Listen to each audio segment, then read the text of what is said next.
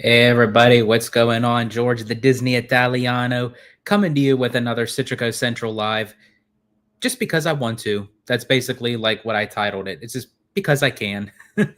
Nothing really going on today in the Italiano world. So I thought, why not, jump on, have some fun, chat with you guys. So let's see, we got a few people in the chat already. We got Jacob Weller in the house. And we have the Giant Peter Show. We have Lucas and Disney. We got Mademoiselle. We have Jesse Adventure. Awesome. So this is already off to a great start. Before diving into any questions you guys have and getting into the in-depth conversations that we always have, there is some news that did come out today. Not like hard-hitting breaking news, but this time not really in the Disney parks, but actually in the studio side, as primarily with the animation. So I'm actually going to share my screen here, and I have the article up right here. This is courtesy of Culture Crave, and it says Ron Clements is coming out of retirement to rejoin Walt Disney Animation Studios as a mentor for the next generation of filmmakers. He wrote and directed many classics, including The Little Mermaid, Hercules, and Aladdin. And well, first off, I wasn't expecting that. The fact that he's coming out of retirement to kind of mentor the newer generation of animators, I think that's really great. Especially for someone who spearheaded classic animated films such as The Little Mermaid, Hercules, Aladdin, Moana. I think is great, and it's very telling on his behalf that he wants to still be a part of his Disney legacy. So I think that's awesome. I'm going to stay on here because I have the articles just kind of coming up next. The Hollywood Handle reports the How to Train Your Dragon live action remake debuts at almost a perfect 99% score for Rotten Tomatoes, which again, Rotten Tomatoes, it's pretty much, you don't really go fully by it, but the fact that it's almost a damn near perfect, 100%, which I think we all were anticipating, brilliance to this film. Also, courtesy of Screen Time, if the Moana remake is a success, the Tangled live action remake will reportedly go back into development. Now, I don't know how much, of that is a rumor or a fact, but I mean, I could pretty much safe to say that I do think, like, off the back of the Lilo and Stitch live action, and then also Moana, if you have two major hits like that, I could definitely see Tangled coming back into the mix. Because as much as, yes, I'm kind of over the live actions, but I will say I absolutely love the live action Lilo and Stitch. I'm for sure I'll love the Moana one, but I could definitely see Tangled as a very good live action if done correctly. Now, another big piece of animation news. A new movie has been announced apparently at Pixar, and this one's right up my alley. This is also courtesy of Culture Crave. First look at Pixar's Gato, a new movie from Luca director Enrico Casarosa, and I love what he does what he did with Luca, but then also what it kind of looks like he's going to do with this film. It falls into the lines of like the rich history of Italian culture, and I absolutely love that, especially me being the Italiano. But the story follows a black cat in Venice who starts questioning whether he's lived the right lives. And you can see Gatto, the little black cat, right there in the left-hand corner. And this is also going to be a blend of 2D handprint textures with CG animation. That I think is going to be rich animation, especially because it'll fall into the Italian culture and how like animation usually is in Italy. Plus, I absolutely love the blend of 2D animation and CGI. They did it back with Paperman and there are certain qualities you can see within Wish. I know a lot of people, don't like Wish, for whatever reason, that they have, but you can kind of see that CGI 2D animation quality. But this in particular looks like to be more 2D, and it just has CGI kind of compliance to it. But it'll hit theaters in summer 2027. Then let's see. I'm going to come up here a little bit. Again, going back to the How to Train Your Dragon, the live action How to Train Your Dragon remake earned 11 million in domestic previews, now tracking for a 90 to 100 million domestic opening weekend. That's going to easy. As I said, that was pretty much a given. And that was courtesy of Discussing Film. And then also from the Hollywood Handle, Zootopia 2 plot details have been revealed. Judy and Nick discover that Gary intends to steal a mysterious book at a party where it will be displayed, and there they find out that the book can actually clear the snake's reputation. Let's see, some more here. They escape with Gary and become wanted by the ZPD. While hiding, they discover that the real villain has already killed another animal to obtain that same book. Ooh, so like it's starting to get into like a little bit of dark territory here, and you can kind of see on the right-hand side the villain. It's like a cloaked figure with like golden eyes. I'm very curious to see. I love a good mysterious villain, but on top of it, the fact that it says like they killed an animal. See, now we're getting into like, again, like a deep, rich, hardcore villain. I love that. Absolutely love that. And then coming from Pixar, check out these all new looks at Disney and Pixar's Hoppers and Toy Story 5 coming to theaters in 2026. So you have right here a piece of concept art from Hoppers, which again is based upon, I think, like a young girl who transfers into a robotic critter to kind of see how, the animals live in the animal world and how to save them. And then next, this is a new piece of concept art for Toy Story 5, which Jesse, Buzz, and Bullseye are speaking to what they claim is the villain of Toy Story 5, which is basically technology itself. And her name is Lilypad, which is pretty much a given. And let's see, 11 years ago today, How to Train Your Dragon 2 released in theaters. The same day, the new live action How to Train Your Dragon came out, which I thought was really cool of how they kind of like put into the full circle with the animation with the live action. So yeah, that was just a few of the articles that I just wanted to bring up.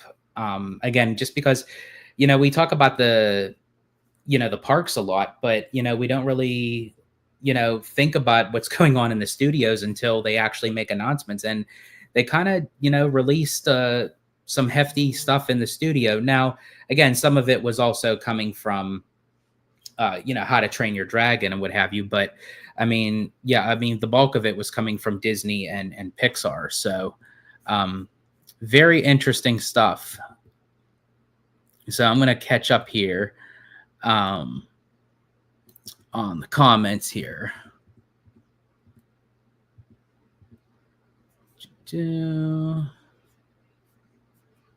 Jacob Weller says, make sure to like the video, everyone, and subscribe if you haven't. Well, thank you so much, Jacob. Really appreciate the support. And we got my babe in the house. And Giant Peter showed George must be hyped for Pixar's Gato. Absolutely. Absolutely.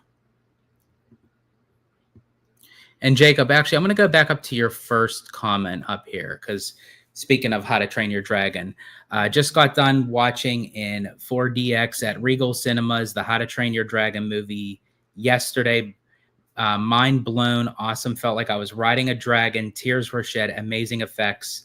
And this is at the time when he wrote it. See you in 2 hours, which is right now. But that's awesome. I actually can't wait to see the movie myself. Um, I will be definitely going to see that in theaters for sure. And you will be getting an out of theater reaction video as well. OG55 in the house. They should get Rose from Blackpink to play Rapunzel. You've been saying that for quite some time, and I that'd be very interesting. You know, if they were to go, that route. And Giant Peter says, "OG giving Disney ideas, LOL, and making those CEO moves." Let's see. Jacob Weller. This says, what's your thoughts on a Viking wedding as you and Abby's wedding? What's your prediction on How to Train Your Dragon 2 cast? Who do you want to reprise the role the most? As far as like us doing a Viking wedding, yeah, I don't know if that would really work. Prediction on the How to Train Your Dragon 2 cast. Who do I want to reprise the role the most? You know who I would have loved to have seen be a part of just even the first How to Train Your Dragon? And I know you can't go verbatim like each actor, but honestly, I would have loved to have seen Jonah Hill actually reprise his role in the live action film. I don't know why. Like, out of everyone, I don't know. I love Jonah Hill because I love Superbad. I think that's one of the greatest comedies of all time. I love 21 and 22 Jump Street. I'm so disappointed they didn't come out with 23 Jump Street, even though that they did tease it in 22 Jump Street. That they were, I guess, supposed to go undercover at medical school. I think that would have been really cool. But yes, I think honestly, I think Jonah Hill is just a prolific actor. I think a lot of people don't give him credit. Yes, he can do like raunchy comedies and what have you, but I mean, his performance in Moneyball, in Wolf of Wall Street, I think were spot on. Let's see. Giant Peter show. I better see a tiramisu popcorn bucket for this movie. That would be, yeah, or maybe like a hand, an Italian hand, and you could just set a piece of popcorn and then you just feed yourself. It's My Big Italian Wedding, absolutely. And they're actually doing another sequel for My Big Fat Greek Wedding, which I love the franchise. My mom used to watch the original all the time, and that's how I got introduced to it growing up. But then they made how many sequels, but it is a very successful franchise. Or a catnip. Yeah, fair, very fair. Let's see. We got Ben Zacuto in the house. Let's see. The official Pixar post for Gato has more details on the plot. Also, the main character's name is Nero. In depth to a feline mob boss, Nero finds himself forced to forge an unexpected friendship. Okay, that's interesting. So I'm curious to see. Yeah, I didn't get really full into the details of the storyline, because I just saw the clip. So I just wanted to kind of give you guys just the announcements today. But that's very interesting, Ben. Thank you for the clarification. So the cat's name is Nero, and then a feline mob boss. I mean, come on, folks. I think they literally made this movie for me. Let's see. Giant Peter show says lily pad going to Oogie Boogie Bash confirmed. Yeah, because it's funny because we just did Sean and I did a recording here on Citrico Central, and we were talking about Oogie Boogie, and they're not having Sid at Pixar Pier. So I'm very curious to see what villain that they're going to put in there, and I think that'd be very funny if it's lily pad. I don't know how they would do that, but hey, Disney can do anything, I guess. I think for me, the top two contenders, because obviously it would have to be a face, character. I was either thinking the Prospector from Toy Story 2 or Syndrome for The Incredibles. Now, of course, you would have to have prosthetics and everything, but I mean they've done that before, with Madame Mim and so such. So I mean Disney can do it for sure. Lucas and Disney, Toy Story should completely end story at 6. Oh, that's going to be interesting. So you think there's going to be another one even after Toy Story 5? That's interesting. I mean, I personally feel like they should have ended it at 3. I didn't really think there was any necessary for number 4, but I guess, in their eyes, they were just thinking, you know what? It works, maybe this will be like a lightning in a bottle, which it did make a lot of money at the box office. But I mean, as far as like the story pace go and everything, it's just like completely out there. So I would like for it to end at 5. I feel like the only reason why we would need 5 is to fix what 4 destroyed from 3. Jesse Adventure, they should have Syndrome from The Incredibles for Oogie Boogie Bash. Yeah, absolutely. I agree with that. Syndrome should return for Incredibles 3. That would be cool. I don't know how they would bring him back. The fact that he got ripped to shreds from the propeller.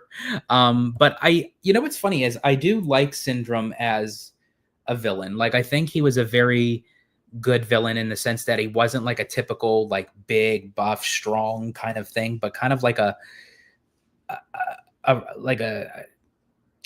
kind of like a weak geekish kind of like, but like rich mogul type thing that's trying to portray himself as a super.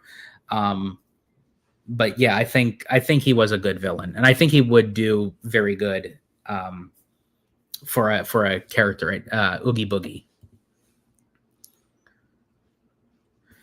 So let's see. Lucas and Disney says, I can't see Rose being Rapunzel because it'd be like witnessing Beyonce acting again. Oh man. Oh my gosh. I'm sorry, I had to laugh at that one. Giant Peter Show says, my Big Fat Greek Wedding is awesome. Yeah, I completely agree. I love that movie.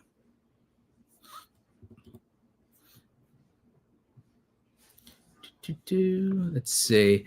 They even made a spin-off show called My Big Fat Greek Life. Oh, that's interesting. I don't remember. It sounds familiar, but I don't think I paid too much attention to it. Let's see.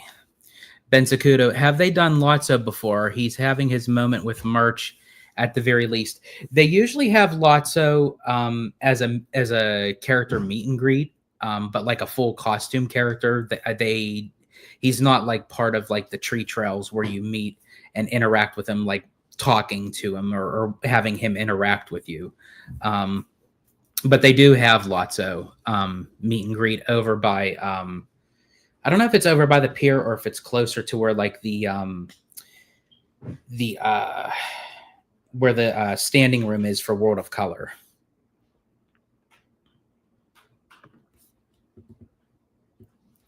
Let's see. Jacob Weller says, Avatar 3 going to rock hard with the people beliefs on the Na'vi. Avatar 2 already was awesome and shown a lot of heartwarming moments. Oh, yeah, absolutely. There's no doubt about it. I think the thing with the Avatar films is it's not a strong franchise as the popularity where it's, people dress up and people go like wild for it, sort of like the Lord of the Rings or Star Wars or Harry Potter, like nothing in that realm.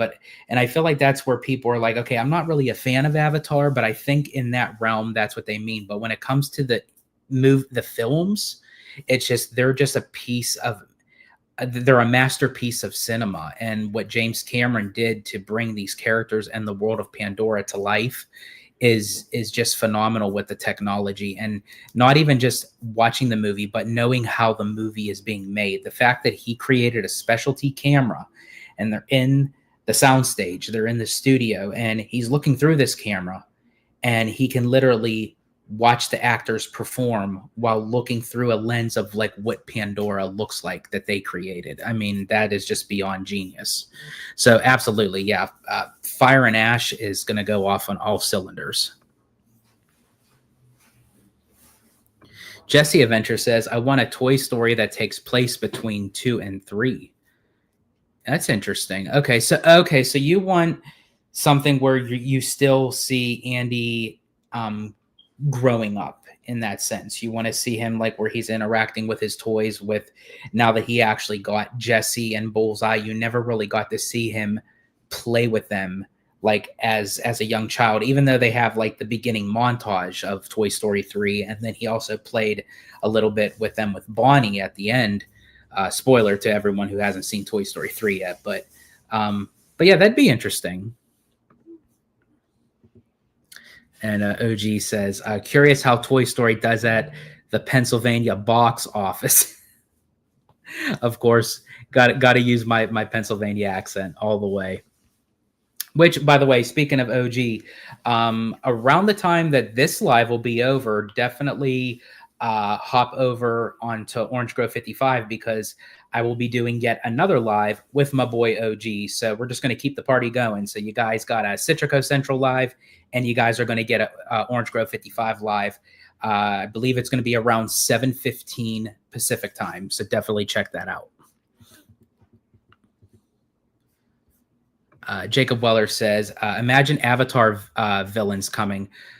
Yeah, see, I don't know like how far that once they make Avatar, like how much it's gonna interconnect like with the after hour events. If they do, that would be a great kind of segue for them to do. But I don't think Cameron would be into that, like kind of taking the characters but taking them out of their setting.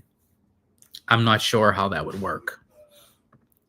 Let's see. Lucas and Disney. It'd be interesting if Syndrome never died and his true superpower awakens after the first. That'd be interesting. And we got Brian in the house. Hey, George, what do you think Elio is going to do at the box office? Do you like the space and alien concept? Good question, and welcome in, Brian. Thank you for joining. So here's the thing. So I actually got Abby and I tickets for Elio. It was a D23 event. They're going to hold a special early screening in Burbank. It's not at the Walt Disney Studios, but it's in a theater in Burbank. But I got us tickets for that. I am curious to see it. I want to see it so I can review it. I don't know if it'll do the banger numbers I would want it to. I hope it would. It may even help the, putting some of the IP back into Tomorrowland for sure. But I just don't know. I feel like this movie kind of has what I call the good dinosaur touch. It's been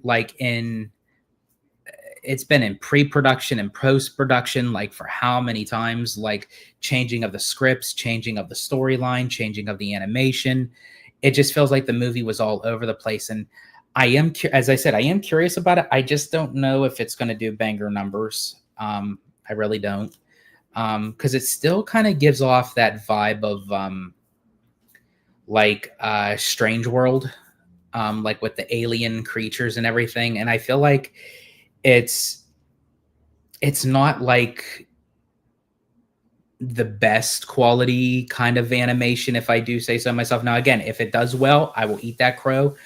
But I think it looks cute. As I said, I'm very curious about it. If I like it, I like it, but I will definitely let you guys know either way because I'm always straightforward on here.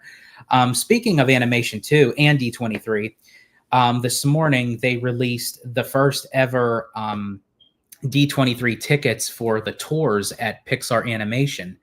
And I was put in the queue line. I stayed in there all day, actually all night, really, because I went in there last night. And it's like one of those queues that directs you, and you're in a waiting line, and you watch the little guy moving, and you see the green bar moving all the way up.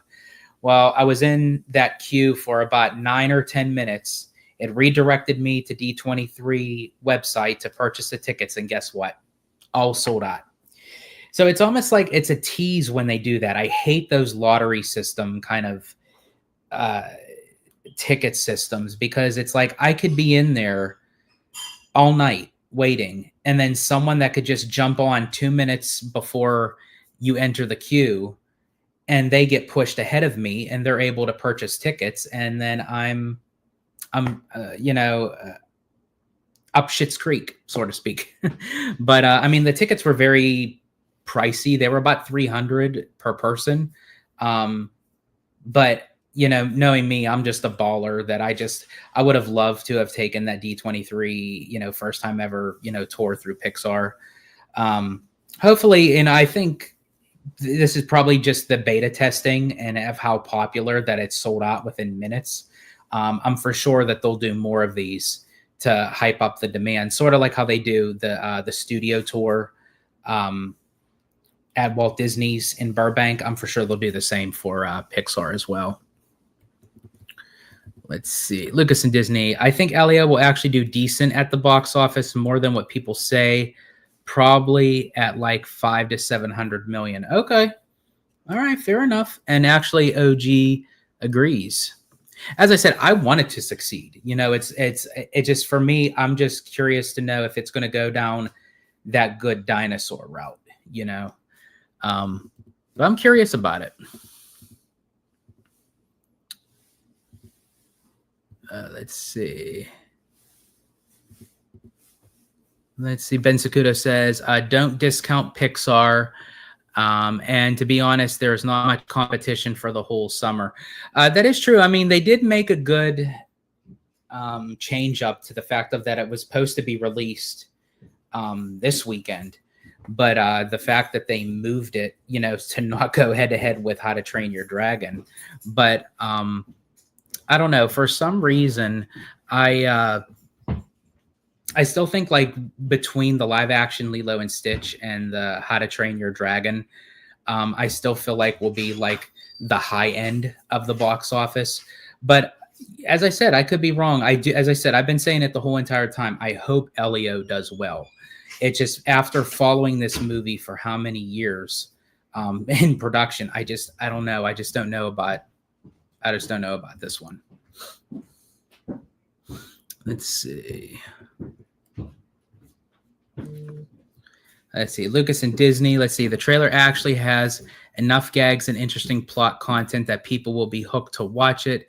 There isn't really quote unquote woke content where people would want to accuse of it as. That's interesting. Let's see. Orange Grove 55. Cameron is one of the best world builders. What he created with Avatar is incredible from a world building perspective. Absolutely. Completely agree. See, Giant Peter Show. I love Avatar. I feel like I am one of the very few fans of those films. Actually, I'm right there with you, Peter. I love the films. I love the franchise. I did from the very beginning. I fell in love with the first film and then really fell in love with the second film. So I'm very curious to see what Fire and Ash is going to bring us. And yes, Orange Grove 55 is confirming OG 55 live on his channel at 7:15 Pacific time tonight. Let's see, Ben Sakudo. Let's see, also based off the premiere reactions and early reviews, it seems like Elio directors took creative inspiration from E.T., Close Encounters, and Alien. Okay, all right. Awesome. As I said, I want to have hope for it. As I said, it's just like in the back of my mind, I just have like this thing. But to Ben's point, there, even though you have the live action How to Train Your Dragon and the live action Lilo and Stitch, as far as animation goes, he's right. There's nothing really kind of like in its way as far as animation goes. So it's almost like Pixar might have hit that sweet spot. So we'll definitely see. I'm very curious if the inspiration of E.T. That would be a banger. Let's see, Lucas and Disney. Also, Ron Clements will be coming back to Disney Animation Studios and Company as head of the Mentor. Yes, I covered that in the very beginning of the live. That I think it's really great. I think honestly that Ron is coming back to mentor the animators, and I'm very curious to see if, and to kind of see like what direction that they're going to go. Because I would love for them to bring 2D animation back. I would love to. I would love to see. Obviously, they wouldn't be doing it like, back in the olden days where it's like strictly by hand, but I would like to see that quality. That would be really be good. Let's see. Lucas and Disney, if Elio does well, I can see it being part of an attraction in Tomorrowland for Walt Disney World. Yes, absolutely. I feel like, it would give them an opportunity to add something, along the lines in Tomorrowland. I will say this. Here's the thing. Let me kind of go back to what I was saying about Elio. I'm not saying that the animation was trash. It wasn't like that. It just, for some reason, like the quality of it just kind of reminded me of Strange World, where like the aliens just kind of like had this, like, I don't know, this weird kind of like, it wasn't like memorable where it was like, okay, that alien like is recognizable to me. Like that alien can go far as a character and what have you. But I will say the main plot of what Elio is about is the acceptance of fitting in and trying to find your place in the world. I think the storyline of Elio is very strong, and that could actually be better and to carry most of it, along with, I will say, the colors and everything of the scope of the film are beautiful. It just, I don't know, for some reason, it just kind of gives me the animation Strange World vibes. Now, again, as Giant Peter Show says, Strange World was bad, like bad. So that's what I'm saying. Like, to me, it wasn't, it's not like in the sense where I think it's going to tank like Strange World. It's just like the out of world nature of the film with the aliens just kind of throws off that vibe of Strange World. And Giant Peter Show continues, and not baddies bad.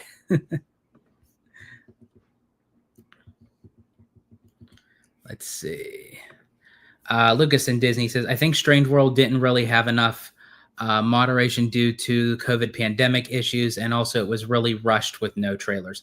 Yeah, that is to be fair. I think honestly there were a lot of films that unfortunately like fell to the wayside because of COVID. Even Luca, as much as I love Luca, I feel like that it lost its potential because of the time frame it was released. Raya and the Last Dragon, although there is some of the story arc that I think could have been changed up a bit, but I mean, but same thing, same thing with Soul. It's like there's and even though they did banger on Disney Plus, but it still didn't get that high recognition that I think a lot of Disney and Pixar animated films would have usually gotten. It was just bad timing. But Disney and Pixar had to release something because they had to keep their heads above water. See, Brian says, it kind of reminds me of Jimmy Neutron, if you remember that. I love that growing up, but good point. There could be some disconnect with all of the post-production. Yeah, and I think it's just because it gives me that PTSD of, again, what happened with The Good Dinosaur. That film had like great potential, and I love the story plot to say like, okay, well, what if the asteroid passed Earth and the dinosaurs survived, and you started seeing like the first human on Earth and the interaction with them between them and the dinosaur. I like that. But again, I think just with the storyline of everything and going through post and everything, and as I said, Peter Sohn did the best he could coming in and trying to fix that film. He really did, which again, I mentioned this before, Peter Sohn will be directing The Incredibles 3. It will not be Brad Bird, but Brad Bird is on the project. He will be producing and writing the film. As I said, Peter Sohn is a brilliant director. As I said, he did his best with The Good Dinosaur. I absolutely loved his direction for Elemental, and also his voiceover work as Emile in Ratatouille. I'm just curious to see how he will take the direction of The Incredibles, because for me, The Incredibles is Brad Bird's baby, so that's his conception, like from like down to the first ink dot. So yeah, I'm just curious to see, how that'll go for sure. Let's see. Lucas and Disney. Disney also just needs better moderation and management in filmmaking, like how HoloLive / cover companies does with their VTuber idols. I don't really know too much about that, but I mean, I'll take your word for it, Lucas. Let's see. Yeah, I'm hoping, as bad as it sounds, that the bad Walt Disney Animated Studios streak had mostly to do with Jennifer Lee's leadership. That's interesting. Now that's a good kind of take. Now here's the thing with Jennifer Lee. I obviously she's done great work. I mean, obviously look at the Frozen films. But I feel like when you're kind of doing multiple things at once and you're trying to persuade a certain way of like how to get things done and how to get things out and how to market them and how to, put them out there. I think that wasn't her strong suit, so to speak. So, I mean, it very well could possibly be. And I do think she even saw something in that. And I think that's why she took a little bit of a step back, that she just wants to focus on Frozen 3 and 4, which, as I say, good for her, so hopefully, it helps out with those films on top of just the way the animated studio side is working. And Abby says, I'm hopeful for Elio. Yes, absolutely. As I said, I'm very curious. I really, and as I said, if I wasn't curious and I didn't have like some shred of hope for this film, I would have never said, let's go see this in theaters. And not even just in theaters, but buying a D23 ticket, because those tickets are more pricey than just a regular cinema ticket. I could have, easily just got, a basic cinema ticket for like, 12 to 15 bucks, but I went the route of 30 bucks per ticket. But as I said, and it also just kind of gives, a little extra oomph, to do something with D23. And I see Ben Sakudo says, I'm a fan of Avatar. I genuinely love the movies. Right there with you, Ben. All the way. Let's see. Lucas and Disney. Disney and Universal legal teams are joining together to completely shut down Gen AI and, Mid-Journey companies from people making AI arts, whether it's parody or personal use. Thoughts? Yes, I have heard this, Lucas. I think it's very interesting that, both Disney and Universal, find this, not to be like to their liking. They both agree upon it and they're both teaming up. I do know that anytime that there's a legal battle with Disney or Universal, majority of the times they come on top. So the fact that they're joining forces, and especially if it's something that, isn't requiring their permission and people are utilizing their characters or anything that they own without their permission, I say all the more. Because here's the thing. I do think AI is good. It is going to be a way of the future and how technology is used and worked the appropriate right way. When it is used against companies or it's used against a person, that's the darker side of AI. So where there's good, there's always going to be bad. And unfortunately, a lot of the times, studios will be suffering because of this, because I feel like AI is going to be taking away a lot of jobs. And so hopefully, that we can get a grip on this and how to utilize it the right appropriate way, for sure. And OG55 says, be there or be square. Let's see. We got Remy D in the house. How to Train Your Dragon was amazing. Probably the best live action remake in a long time. Did you see it? Right now, no, I haven't seen it yet, but Abby and I are planning to go see it sometime this coming week for sure. And I am very excited about it. And as I said, and I will be doing an out of theater reaction to it when we do.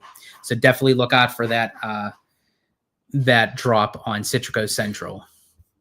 We have Epic Berserker here. Hi, everyone. Welcome in, Epic. So glad you could join in. Let's see. And Remy D says pants. Something about pants. I'm not sure, but I had to just bring that up because it says pants. Giant Peter show. My mom wants to watch the new Elio film because of one of the co-directors being Armenian. Okay, interesting. Let's see. Remy D. Let's see. Do you think it would be a fail if Epic Universe finishes the year without fireworks? Yeah, I think honestly, with it being a brand new theme park, I could understand like opening weekend, and maybe even the first couple weeks, maybe within the month, to flesh out all the kinks. But I think honestly, it definitely deserves fireworks. It needs fireworks. Not saying it needs fireworks because the theme park is weak, but I just think it would just give that extra oomph, especially because Epic looks beautiful at night. And to have fireworks above the water wave or above like where the Helios Hotel is, oh man, that would be so beautiful. Lucas and Disney, Raya on theater first time, if it wasn't for COVID, would have had 500 million. Yeah, I could believe that. I really could. As I said, a lot of these movies do have potential. They are great in storyline. They are good in character arc, but it's just the timing that it just unfortunately kind of hurt them.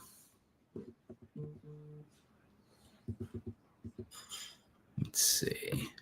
Ben Zacuto, the lack of general awareness of Soul, Luca, Turning Red, etc. goes to prove how important the theatrical release model is for a wide release movie to succeed. Very true. I could understand that, Ben. I mean, I know that a lot of, in today's time, people just, they do the streaming and everything, which I'm not saying that it isn't compliant, not saying that it couldn't be just as strong, but I mean, yeah, in any kind of film, like when it doesn't get that high-end theatrical recognition that I do believe that it deserves, it could hurt. It really could. And honestly, even to the live action Lilo and Stitch, I mean, originally that was just going to be direct to Disney Plus, and I'm glad that they didn't, because I feel like it garnered so much more attention the way that Disney promoted it and marketed and got it in theaters, and now it's over $800 million worldwide at the box office.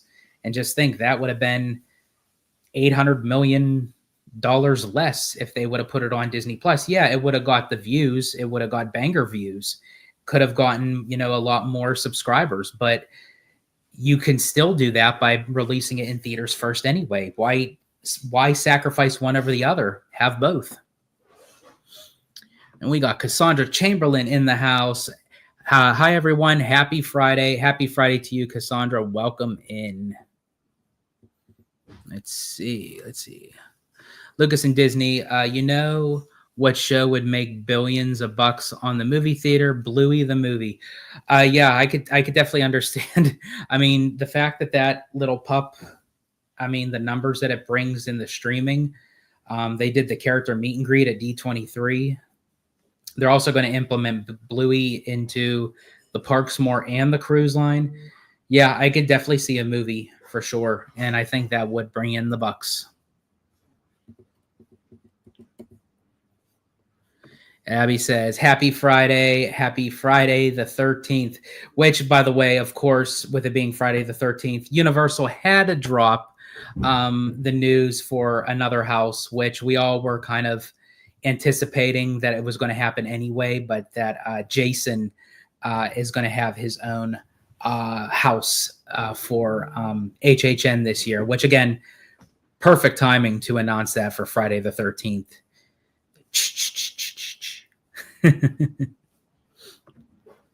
Orange Grove 55. Yeah, these studios need to address the AI issues head on and aggressively. Absolutely.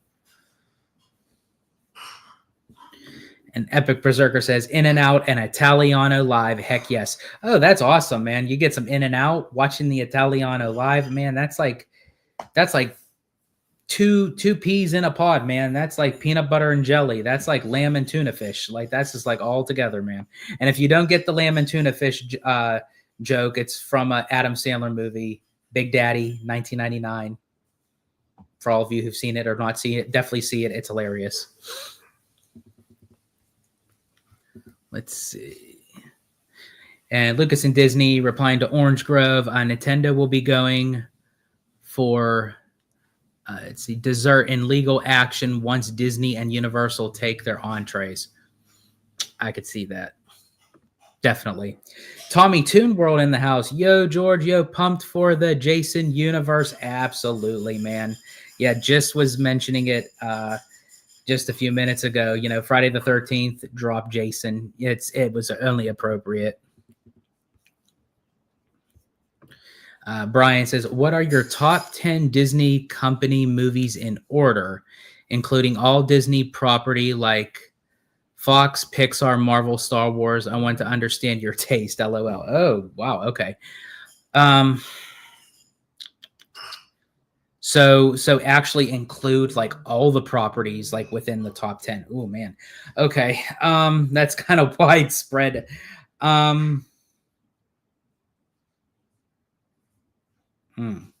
You know what, Brian? I will actually get back to you on that because that's something that I really want to think about. I just don't want to just at the top of my head just like say 10 movies, because the fact that you want like my top best 10 movies of all time throughout the company, including all the properties, I definitely want to take my time and go through it. I will say on the next live that I do on Citrico Central, I will give you that answer. Hopefully that you'll be able to be on that live. If not, definitely watch back on the live and then you can see my top 10 list. But yes, I will definitely get back to you on that. Remy D, Dragon Racers Rally is such a disappointment at Epic. A better version can be found at the American Dream Mall Nickelodeon universe called TMNT Shell Shock. Yeah, here's the thing. Like, for some reason, like that Dragon Racers Rally, it's just like, I think that's like the weakest attraction out of all the land, because I absolutely love the Isle of Berk. I really do. It's my favorite land in Epic as a whole. And I love Hiccup's Wing Gliders. I love the show, The Untrainable Dragon. I love the meet and greet with Hiccup and Toothless. I love having all the dragons around that you search for them and they're interacting with you. Now we didn't do the water one, the fire, whatever it's called, I forget it. But I mean, it looks fun, you know. But I mean, like, but I still, that Dragon Racers Rally is just, I don't know, a little bit cringy for me. Lucas and Disney says, I think Avatar 3 will beat Way of Water's box office. Yeah, honestly, I think, and I could be wrong, I think honestly, as each Avatar film comes, like being that there's like a little bit of a wait in between, you know, while we're craving for more, where like the technology just advances, I can see each Avatar movie one up the last one for sure. So I could see Fire and Ash beating Way of Water. I could see Avatar 4 beating Fire and Ash. So I could see Avatar 5 beating Avatar 4. And James Cameron even said that if the fans crave for more Avatar after Avatar 5, he's already thinking in his head about Avatar 6 and 7. So, and he's blatantly said that he's just dedicating all his time for Avatar. So he'll probably just be doing those films until, you know, till the day he goes, you know, which is perfectly fine. I mean, he paved the way for it. If that's what he wants to do, more power to you. Let's see. Lucas and Disney continues, only because of the whole talk about Fire Clans being villains. Yeah, I think like it's the fact that, you know, they're adding a whole nother set of Na'vi, and you know, we're going to learn their background of who they are, where they come from, where they're going, what are their intentions, you know. Let's see. Orange Grove 55 pants. George doesn't stand up because he isn't wearing any. That is very true. A lot of times I go full Donald Duck. I just walk around and just let it air, let it breathe. Lucas and Disney says there's not a single trailer about it. Yeah, I think if you're referring to for Avatar, Fire and Ash, I think honestly it should be. I would think should be coming out soon, or at least a teaser for sure. Lucas says, doesn't Epic Universe have a Bellagio water show? Yes, they have like a water dance show where it's like tied in with the music and everything that goes throughout the day. But I still would love to see a grand fireworks show at Epic. That would be so awesome.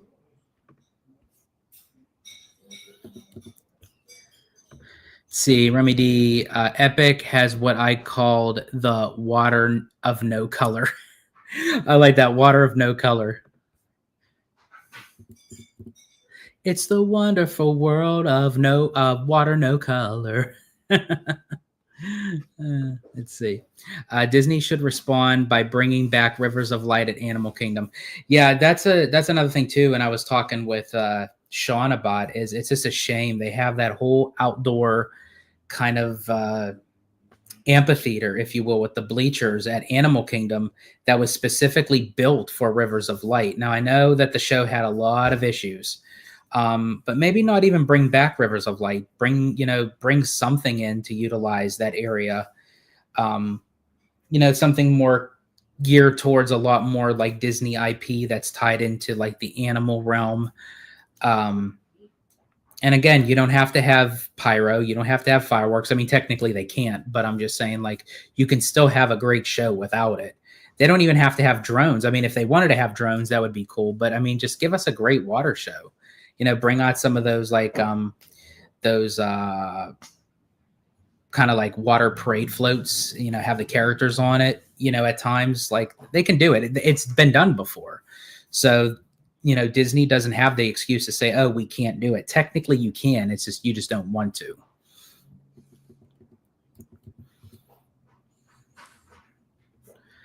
Let's see. Cassandra Chamberlain, talk about a Freaky Friday, George with no pants. Yeah, that's my Freaky Friday. That's my Weird Out Wednesday. That's my sultry Sunday. That's just me on any given day. Which, speaking of Freaky Friday, I did get to see the trailer of Freakier Friday. Now, again, it's not like one of those movies where it's like, oh my gosh, I have to see it, but I am very curious about it. I mean, I do love Lindsay Lohan and Jamie Lee Curtis's on-screen chemistry as mother-daughter that they did in the first Freaky Friday. So I'm just more curious about it, like for nostalgia purposes, to the fact of that they did this movie for the fans, because people were just craving to have a Freaky Friday sequel. Of course, I would consider going to see it, but of course, I would have to put pants on. So, yeah. Giant Peter Show, Jason Haas, of course. Let's see. Ben Sakudo, would Walt Disney Animation Studios make an animated Bluey movie? I'm trying to think. I don't know if they have the rights. I guess maybe they could if they partnered up with it. And here's the funny thing. I think that like before Bluey became big, they had the opportunity to get the full rights, but Disney passed on it. And then I think afterwards they were like, oh gosh, like what did we do? Because like they really could have banked on it for sure.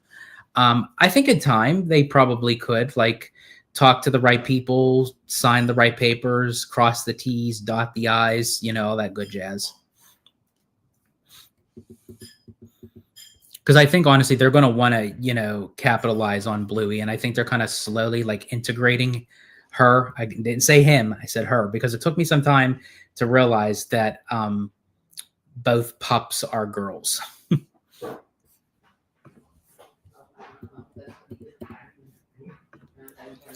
The Giant Peter Show says, I want some lamb and tuna fish now. Epic Berserker, Scuba Steve. Yeah, see, you get it. You got it from Big Daddy. Remy D, it's Six Flags. It's Six Flags Mountain and Knott's that should be worried about Universe's Fast and Furious coaster. That thing alone is leagues above anything at either park. Yeah, Six Flags definitely I feel like has a lot of issues they need to work out for sure. A lot of kinks. They have a long way. As far as Knott's go, like I feel like Knott's like wants to be in the game, but it's like they're kind of just doing their own thing. Um, but I can see like Knott's tends to do stuff, but I feel like that Knott's doesn't like to try. It's not saying that they couldn't, but I don't know. It just feels like that they just kind of like have that like sit back like on the recliner, drinking a beer, eating some chips with their pants off, and just like, yeah, that's cool. Universal's doing that. Oh, that's cool. Disney's doing that. We'll just throw in this for a time or two, and I think we're good. We'll call it a year. Let's see, Brian. Do you think Disney will learn a lesson with Lilo and Stitch and how they only spent $100 million and looks to make $1 billion? That seems to be the secret sauce. Absolutely. I think they may have hit on something. I hope they did. Just because, yeah, there's times where like these films were like so overabundance with spending, and they'd make the money back, but sometimes it would just be breaking even for the amount that they put towards it. So I think, yeah, sometimes less is more. And so the fact that they did do this, I hope that they see that that's the secret ingredient or the secret sauce, as you eloquently put it, Brian. So hopefully moving forward, they do that for sure. And Cassandra said, you always order 3-piece of cheesecake. That's one of my favorite lines. Hey, I know you. You always order 3-piece of cheesecake. I love that. Gotta love it. Remy D, tier lists. We love tier lists. Cool. I guess that's referring to for like my top 10, I think. And Brian says, I understand top 10 is a big question. Yeah, but here's the thing. I like that, though. It's very creative. And as I said, I will definitely answer that. I just want to be able to give you an accurate answer. So I will definitely get back to you. Plus, hey, adds up for more conversation for the next live for sure. Let's see. Orange Grove 55. You could even do Brian's question top 10 as a recorded standalone video. That would make for a cool video on its own. Oh, that's interesting. Maybe I'll do that then. Yeah, that's actually a good idea, OG. Maybe I'll do that, Brian. Like, I'll take your question. Yeah, I'll do that as a video, and then I'll just post it, and that'll just... Yeah, I'll do that. I like that. That's what I'll do. Okay, wait a minute. We got to roll out the red carpet and pop open the champagne bottles here. We got Mr. Jay Shear in the house. Is Epic Uni better than any of the 4 Disney parks? And if so, which ones? Ooh, okay. So as of right now, for me, Jay, Epic is actually better than Magic Kingdom for me.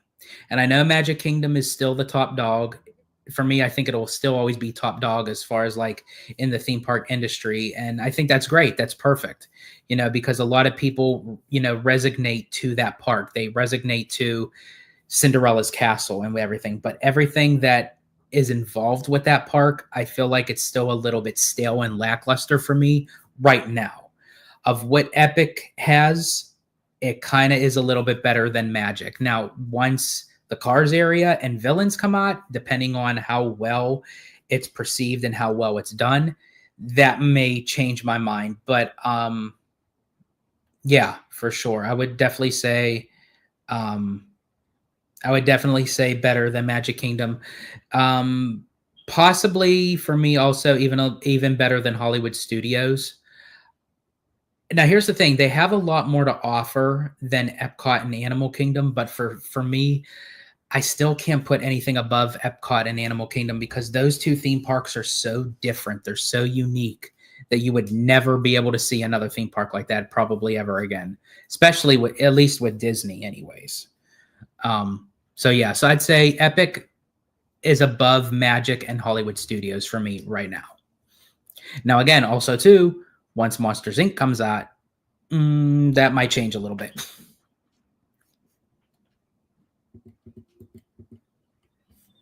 And let's see, Remedy. I agree, OG. Okay, cool. So yeah, that's what I'll do. Brian, I'll take your question and I'll do a whole video on it.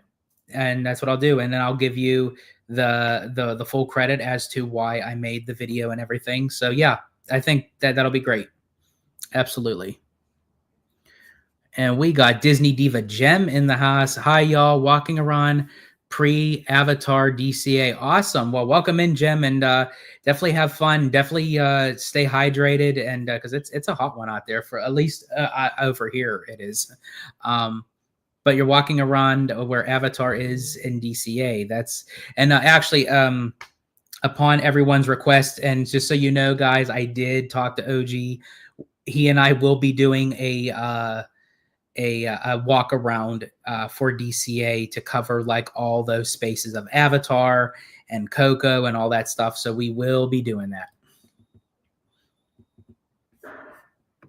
Let's see, Brian. Animal Kingdom should do a drone show as long as it doesn't trip out the animals. Yeah, I say like whatever works as long as it doesn't like hinder the animals' living habits and everything. As I said, and even if they don't do drones, they could still do a beautiful water show, I feel. Jay Shear, it's so crazy how Sean ranks the Moss isn't very opinionated about anything. Laughing. That's awesome. Let's see. Remy D. I know you used to live in the East Coast. Have you ever been on the safari at Six Flags Great Adventure? I find its scope and size pretty comparison to Animal Kingdom's amazing for Six Flags. No, I don't think I've ever been on that, Remy D. That's interesting. So you're saying in the same scope, it's the same as the one at Animal Kingdom. That's interesting. Jay Shear, what do you think about the Superman trailers? I'm a big James Gunn superhero story fan, but I don't know. Okay, so when I saw the first trailer, Jay, of Superman, it grabbed my attention for sure, very much so. The last couple trailers of Superman, I'm a bit worried. I'm a bit worried because, again, not that I don't have faith in James Gunn. I think he's a brilliant filmmaker. However anybody feels about him, personally, I'm separating his personal with his credentials as a filmmaker. I mean, of what he did with the Guardians franchise is absolutely brilliant. I just feel like it doesn't really have anything to do with him. I just feel like just something about the DC universe. It just, for some reason, just can't get unkinked. Now, again, I could be wrong. Trailers could be very deceiving. I am very curious. I do want to see Superman. I will, again, see Superman and then do a out of theater reaction video. But just right now, I'm concerned because I feel like if this doesn't work, this, I think, would have to be the nail in the coffin for a while for like the DC and the route that they're going with it. That's just my opinion, but let's see. Remy D responding to Jay Shear, I feel like the Superman trailers show way too much. Watched the first full one and avoided the rest. Okay. Let's see. Disney Diva Gem. The Disney Springs drone show is cool. A drone show over Pandora would be amazing. That would be very interesting. I didn't get a chance to see the one at Disney Springs. I was down there at the time when it was going on, but I couldn't get a time to go see it. And unfortunate, I couldn't get to it, but I heard it was really nice because whatever I did get to see online, it looked amazing. See, Orange Grove 55 says, I feel he nailed the tone, but the movie looks cheap for Superman. Yeah, we'll definitely have to wait and see for sure. Brian, they announced a Bluey movie for 2027 already with Disney. Oh, well, there we go. Okay. Disney already locked it in, making moves. 2027, folks, Bluey. Jay Shearer says to Remy D, agreed. Plus, there's a lot going on. Way too many bad guys. See, Cassandra says, but the trailer did not grab my attention, and Jay agrees.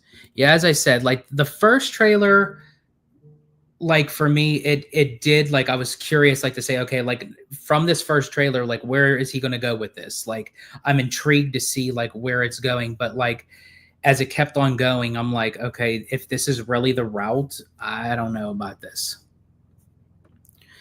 Jay Shearer, a Bluey movie might be the first $3 billion film. To be honest, that show kills. I'm very curious to see how much that would bring in for sure. And that is true. That's something I never really thought about.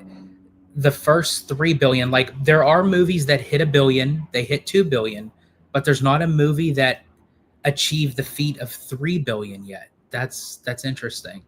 Actually, I'm still waiting for the first $1 billion domestic film because apparently we can't hit 1 billion here in the US.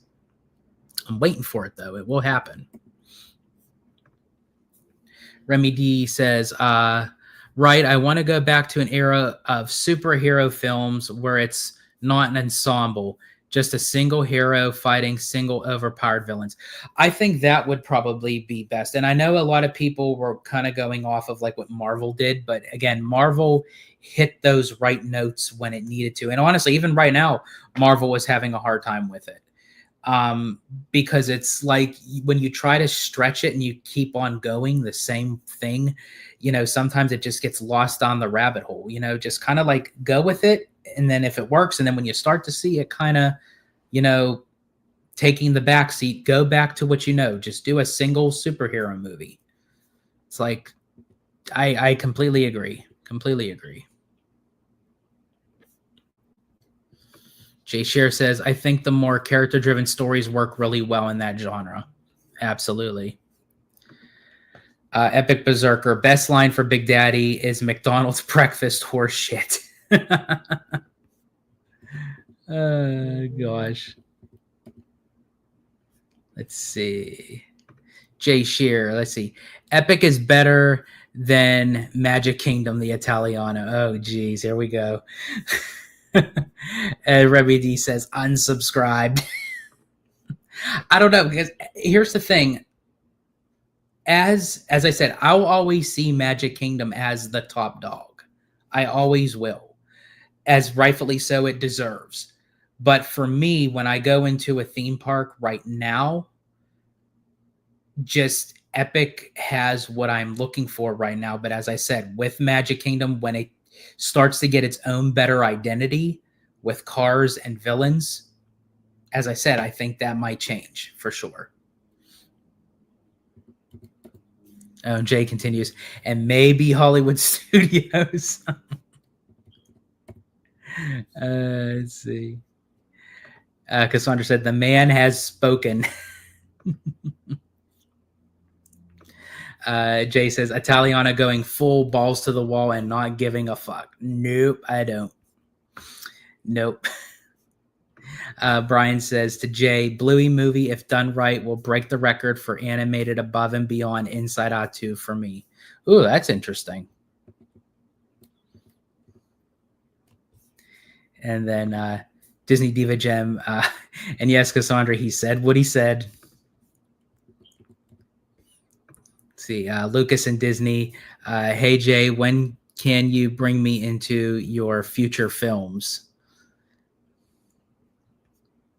Let's see. Jay said, are you going to roast me on set like you do in the comments for my guest appearance on OG55? That's great. And I love this. This is the perfect thing. If I don't roast, then I'm not Lucas Kim. That's it. It's just be who you are, be yourself, and you roast the shit out of people. That's what I always say. And that's how I always am as a Disney Italiano. As I say, whatever I say is full genuine, folks. Whatever you get out of me is the honest to God, right hand on a stack of Bible's truth, because I don't mince my words. And guess what? I don't give a shit. I just say it because I have a good time, because I know I'm not supposed to. See, Lucas and Disney, I have to say whatever comes out of my mind and say my takes. Remy D, let's see. Disney should steal Universal's idea of flying banshees above Pandora at Animal Kingdom. That would be really cool. That would be really, really, really cool.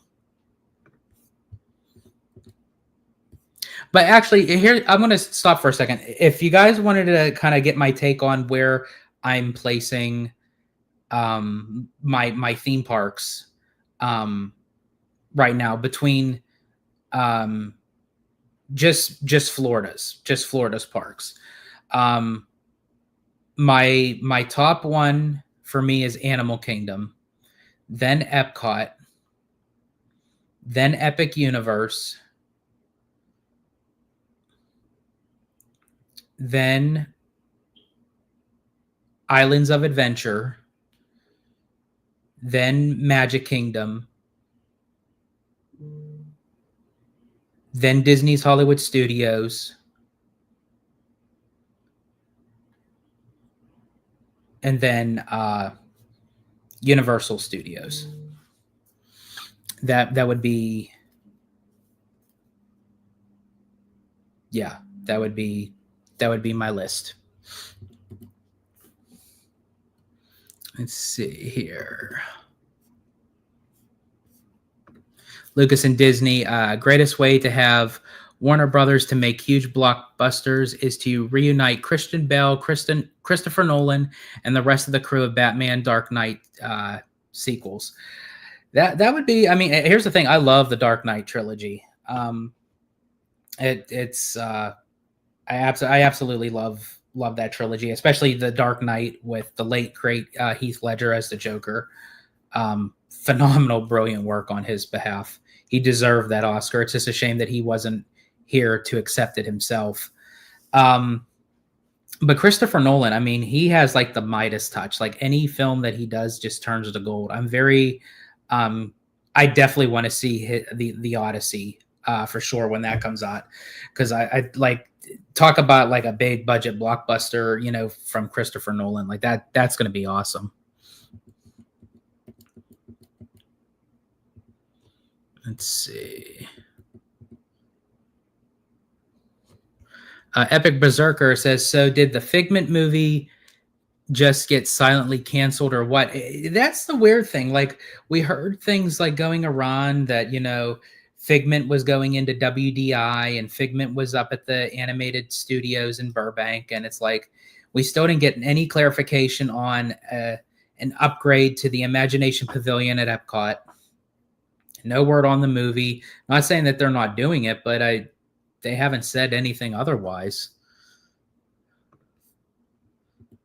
Chase Shinner, new name for his channel, Helios Corner. Remy D's coming in, Celestial Corner. Actually, believe it or not, I actually like that name, Celestial Corner. Jay Shearer says, that's it. Nailed it. Lucas and Disney, Destination D23 will probably mention Figment. I hope so. I think that would be probably the appropriate time to do so, because it is a piece of news and it's nothing like big that they can save for D23 for next year. But I think it would be perfect for Destination D23 for sure. Yeah, absolutely. Yeah, honestly, I want to kind of go back to that Remy D, Celestial Corner. I actually like that. I actually like that name. But don't worry, it is still going to be Citrico Central. I see you did both. You got Celestial Corner or Celestial Central. Here's the thing, like Celestial Central kind of like it kind of like wraps around, but like Celestial Corner, like that hits the right notes. That's what she said. Jay Shear, let's see. Number 1, Animal Universe. Number 2, Unicot. Number 3, Epic Universe. Number 4, IOA. Number 5, Epic Kingdom. Number 6, Disney's Universal Studios. Epic Uni Brothers. That's what I heard. You're not going to let me live this down, are you, Jay? Let's see. Epic Berserker. After Fast Coaster, can we see Uni going that route and continue with another coaster for Universal Studios Hollywood? Yeah, here's the thing. Like, I do wish too that Universal will also go the route with a nice, like, immersive dark family ride as well. I mean, Epic, not Epic, excuse me. See, Jay, see what you made me do? No, you just made me keep on saying Epic. Universal is known for like their fast-paced thrill, like roller coasters, but I do wish that they would kind of touch in for like the younger kids and the families for like a dark, immersive ride, sort of like how they did with the Secret Life of Pets. Like I feel like they nailed that at Hollywood. They don't really have anything like that down at Orlando. I mean, as I said, I'm not one to kind of carbon copy things, but maybe take the elements of what they did with Pets, but do something different down in Orlando. Listen, oh man, everybody's everyone's coming in on here. Let's see, Epic George and Georgia Versal. And Jay says, yeah, not letting you live it down. George's Animal Kingdom is the new channel. Let's see, Ben Sakudo. If Disney is building Coco behind the western edge of Pixar Pier, do you think they could ever build up the Incredibles side to block out the hotel and convention center? If they very well could. I know OG would be all for it because he's all about those sight lines. And that was one of his big pet peeves with the pier, is that you can see the hotels in the convention area like while you're standing in DCA beyond the Incredicoaster. So obviously, if knowing him, he would want the whole pier removed and maybe like an immersive like harbor kind of thing that they did with Tokyo Disney Sea. But obviously, they're not going to do that, being that they're just putting in Coco. So the pier is here to stay. But I think to lessen the blow, I think for OG anyways, I think honestly to cover up that part, you know, like use some sort of facade, I think would be really, really nice to kind of get rid of those sight lines. Let's see. Jay Shear, what do you think about the Muppets taking over Rock and Roller Coaster? If you remember, I mentioned that I had seen this idea on Twitter. So, Jay, here's my thing with it. I am glad that they're keeping the Muppets at the studios. You know, they still will have a presence. But the problem with it is there's really nothing that they could really do with the roller coaster that would give it a full immersive Muppets takeover, so to speak. The fact that the Rock and Roller Coaster is going to stay open all through of 2025, but Muppets is going to take over and reopen in 26. That means that's less than a year of downtime. Now, I'm not saying that they can't do something fabulous like what they did with Mission Breakout, but the type of ride that Rock and Roller Coaster is, it's a roller coaster in the dark, and it moves up to speed from 0 to 60 miles per hour, like right out the gate. You know, it's pretty much all in darkness, so you can't really add anything to it. Maybe do something with the neon signs and billboards to look like Muppets. I think the biggest take is going to be the outside facades, the exterior, and the pre-show, and then of course the music along with the cars themselves. I do think that they'll be getting like a psychedelic, like rainbow colored look to the vehicles, and possibly even the electric guitar out front. But I really wish, and I talked about this with Slimer, I talked about this with Sean, I just wish that they would, if they're going to do that with the Muppets, just turn that whole back area into a new Muppets courtyard. Just kind of do what they did with the Festival of the Lion King. It was over at Camp Mini Mickey's, and they moved it over to Africa when Pandora came in, which honestly, Festival of the Lion King should have been over in Africa anyway. You know, I don't know what it's doing in Camp Mini Mickey's, but, you know, whatever, I digress. But they could have moved Muppet Vision 3D over in the courtyard. Because to be honest, that villain show, it's okay. I mean, it has good moments, but it's definitely not going to be there for the long haul. I feel like Disney did that just to kind of get like beta test and get their feet wet with the villains having a bigger presence in the parks that will lead up to villains at Magic Kingdom. Or excuse me, Jay, Epic Kingdom. But they easily could have put a Muppet Vision 3D in that theater. I mean, obviously, the theater is designed a little differently, but they could have still tried to make it their own of adding, the Muppet take on it. So that way you have the Rock and Roller Coaster starring the Muppets, and then you'd also have Muppet Vision 3D. So, and then there's your Muppets Courtyard, because that area back there is not really a land anyway. It's a little section. It to me, it is a courtyard. So that's yeah, that's my take on it. I just I would just turn that area into the Muppets. We got theme park conductor in the house. Hello, everyone. George Vision is my vote. Let's see. Jay Share. Damaro watches OG 55. Oh, of course. Yeah, because I mean, majority of the stuff that I mentioned throughout the years on Orange Grove 55 happens anyway. So here's the thing. They watch Orange Grove 55. They listen to the Italiano. Because it's all about respect.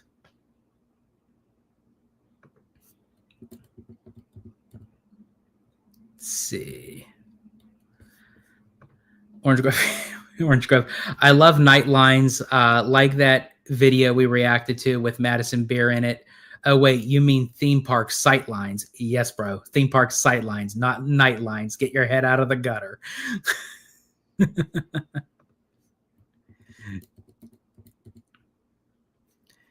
Let's see. Theme park conductor. Let's get OG 55 a hard hat and Imagineer position. Yeah, you just have to like cut out the like some holes in the hard hat just so his hair can like come through the hat. You can't flatten the hair. And speaking of which, see Damaro emailed him asking him what he used for his hair. Epic Berserker George, Animal Kingdom is wild. What I see, George, Animal Kingdom is wild. What are you, a bunny? I don't get that one, but okay. My big fluffy bunny. Let's see, Jay Shear. Damaro is saying, OG, where did you get that leather jacket? I'm going that route once we finally get rid of Grandpa Iger. That would be funny as hell. That if after the fact, if Iger leaves and Damaro becomes CEO, that just becomes his signature look of just adding like a leather black jacket. That would be hilarious. Ben Sacudo with La Luna, Luca, and now Gatto from Pixar director Enrico Casarosa. Can we please get a Porto Rosso land in a Disney park? Oh yeah. See, here's the thing, and like that would be phenomenal. Honestly, like I love.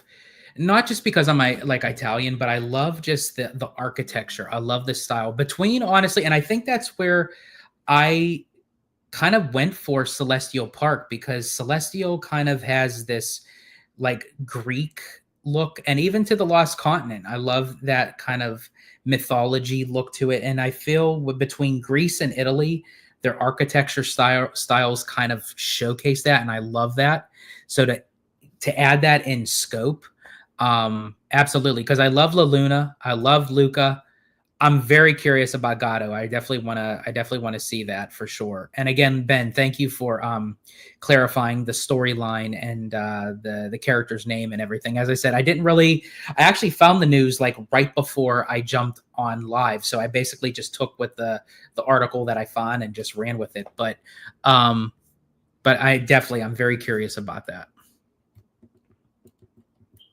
See, Jay Shear, Dana Walden or Josh Damaro, which one would be the better host of Wonderful World of Disney? See, here's the thing. It would be Josh Damaro. I'm sorry, because he has that personality.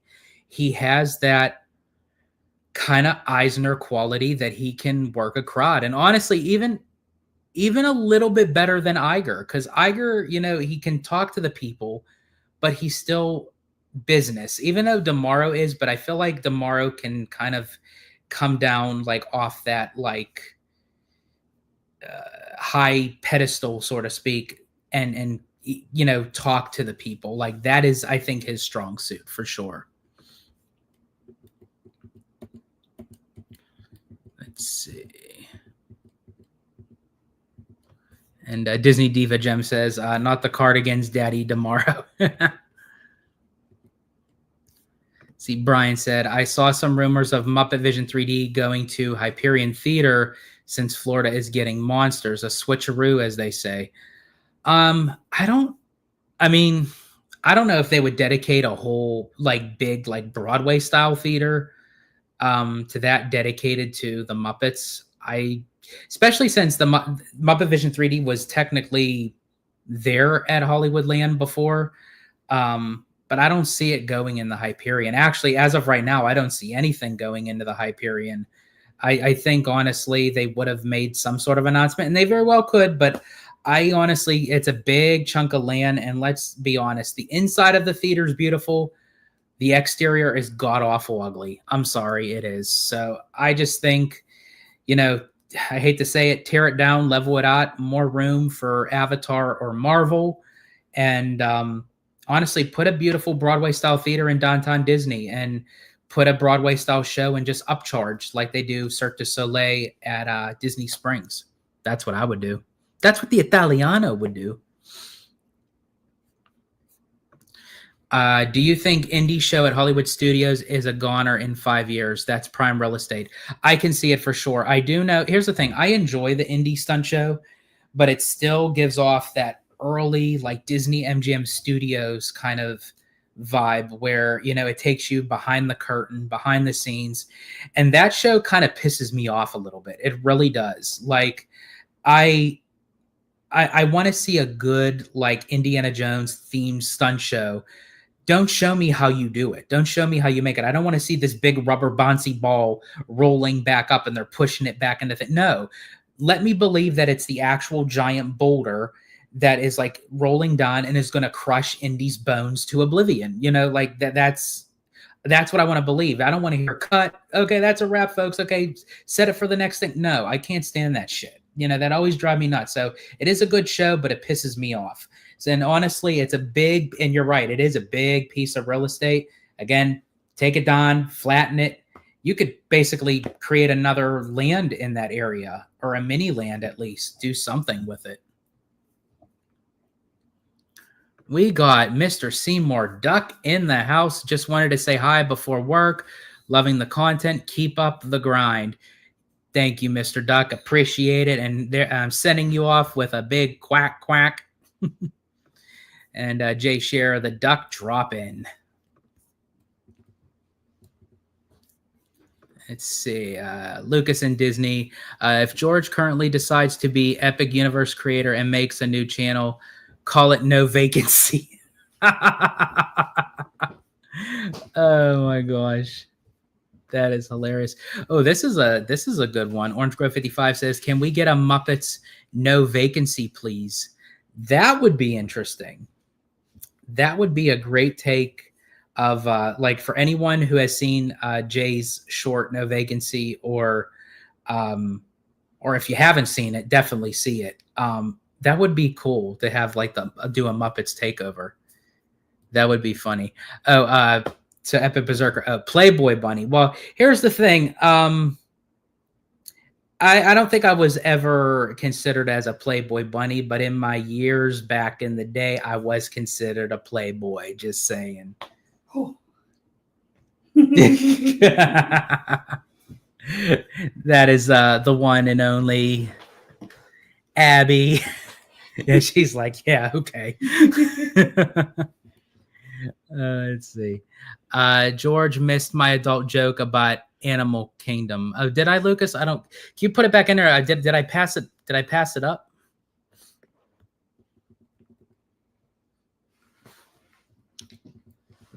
Yeah, so we got Abby in the house. Hi, guys. Yeah, we got all the quacks going for Mr. Seymour Duck. Let's see. Jay says, Muppets No Vacancy would be wild. Let's see. Seymour already running the numbers on a Bluey movie. I think, honestly, those numbers would be banger. I'm telling you.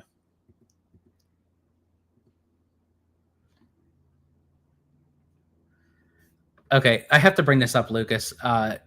because I don't, I probably would butcher saying this, but I'm going to try. Sorry, Seymour Duck. I love you, but I fell in love with Uzora Sabaru of Hololive. I hope I'm saying that right. I have no friggin' idea.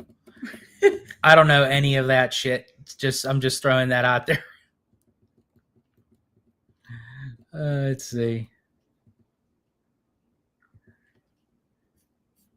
Orange Grove 55. George telling me to get your mind out the gutter is a case study of lack of self-awareness.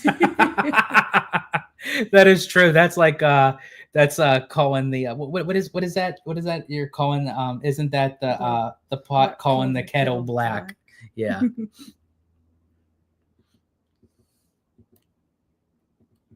Let's see. Okay, wait, hold on a second, Jay. Wait, hold on. We got to talk here. Now let's be reasonable here. You're putting Orange Grove 55 Disney CEO, and you're putting me Universal President just because that I put Epic Universe above Magic Kingdom.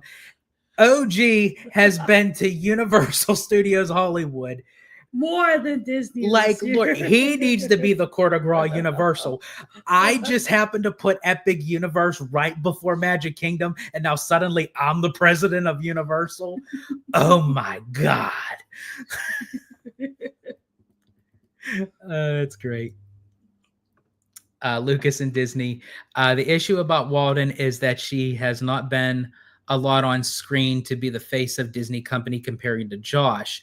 People want someone who has been the face of the company over someone who. This is funny because this is part 1 of 2, but I think it's funny. And Disney Diva says, "Yep, theater in downtown Disney." Like it was like the continuation of Lucas, but yeah, definitely Disney Diva Gem. Yeah, definitely put a theater in downtown Disney. Definitely has scored a lot and made money with film industry. That I agree with you, Lucas. I feel like Dana could definitely run the company. But to be very honest with you, I don't even really know what her voice sounds like. I think I heard her speak once or twice. Now, again, I didn't go on a lot of her Q&As and stuff, but I feel like that she's not out there enough that people can connect with her on that personal level. And I think that she's doing a great job of what her job entails. But yeah, I can see where people would choose Josh over her because Josh is that people person. We know how he talks. We know how he reacts to people. As I said, I chased him down Main Street at Disneyland for a selfie, and he turned all the way back around to take a selfie with me. So I give him like praise on that one. Although I do think he knew who I was because, I mean, he was just flaunting all over me. So let's see. Jay Share George, me speaking. OG, there's not room for both of us in this gutter.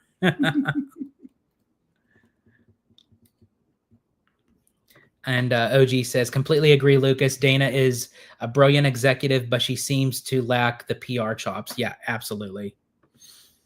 And Jay Shear, well, how many zeros is that? 100,000% agree with the Italiano's take on Indy.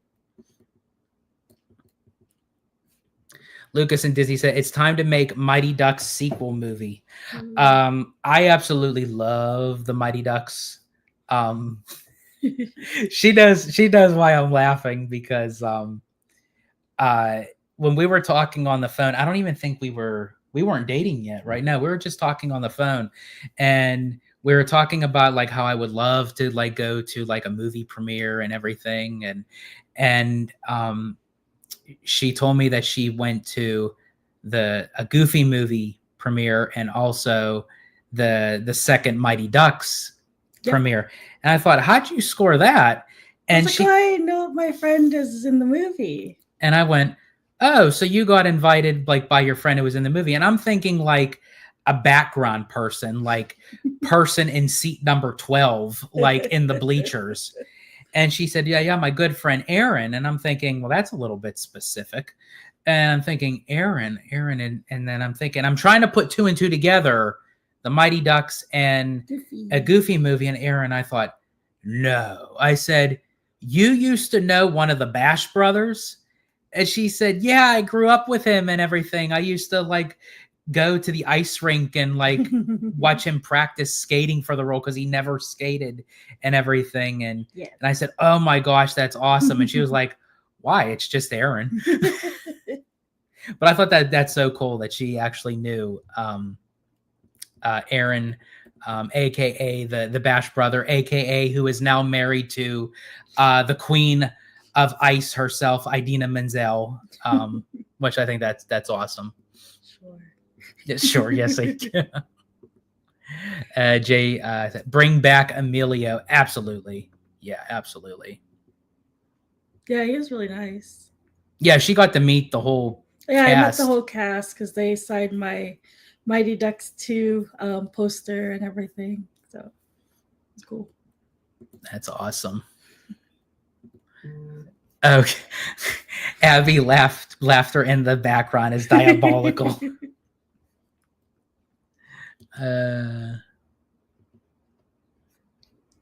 Wait.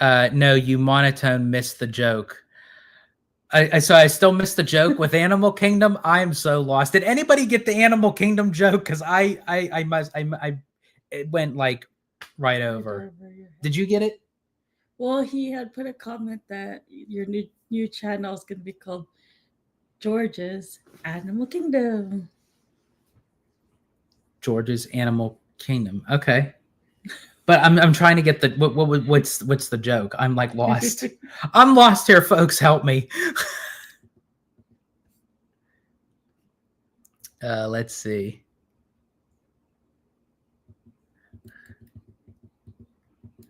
Oh, I got Epic Berserker. Oh my god.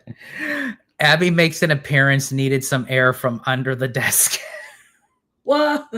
Wow. I just got home. It's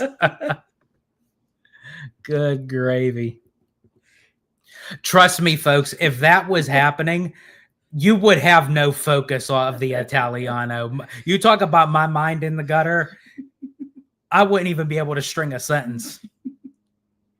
Just saying.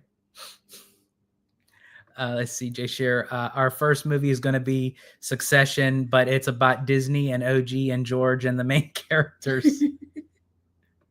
Let's see. How can you get the Matterhorn adult joke, but you can't find your inner animal spirit inside you?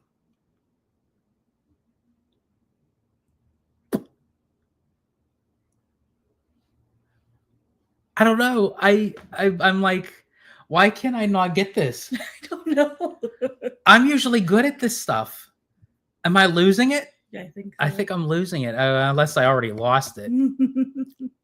Remy D says, any word on the new hotel at Universal Studios Hollywood? Honestly, Remy D, that would be a perfect question for Mr. Theme Park Wizard, because he is like on top of all that stuff. As of right now, I know that they're going forward with it. Obviously, they greenlit it, but I didn't hear any new details as of right now. But as I said, if there is any, definitely Theme Park Wizard would know that for sure. And Disney Diva Gem says, hi, Abby. Hi. Oh, Jay Shear says, what's up, Abby? Hey. Let's see. I think we need a video about VTuber industry to educate George. Let's see. This is interesting. It is what it is, George. Okay. Here's the thing. It's like stifling hot in here, so I think my brain is like fried, like literally. Lucas and Disney fan going to Universal and Universal fan going to Disney as the CEO. Talk about a Freaky Friday. It really is a Freaky Friday. This is awesome. Let's see. Theme park conductor. Let's just settle this. Orange Grove 55 and Citrico Central will be co-CEOs at the Walt Disney Company and will take over Universal. Me and Theme Park Wizard. There you go. That's it. We'll just take over everything. And we got Kevin Davis in the house. Let's see. How much do you think How to Train Your Dragon live action will make at the box office? Well, right now it's projected opening weekend. I think just domestically, they're looking at $90 to $100 million opening weekend. I can see the movie domestically. I can maybe see the movie going to 700-800 million.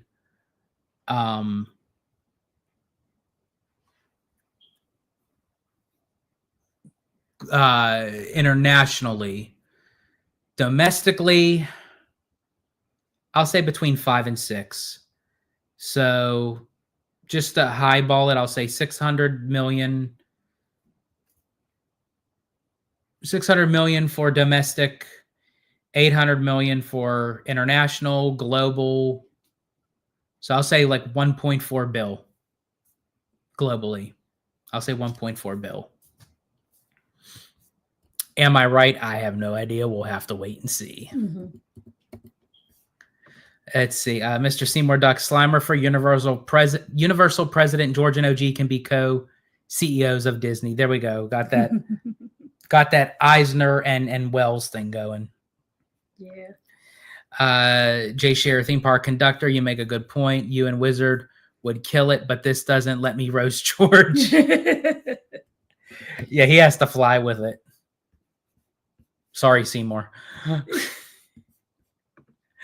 Z Lucas and Disney. I'll be CEO of Disney Resorts and Foods. There you go. It'll be level of Gordon Ramsay in Hotel Hell and Kitchen Nightmares. Oh gosh. Jay Scheer, I would like a role as indie ride operator when you guys take over. Thanks. You got it, man.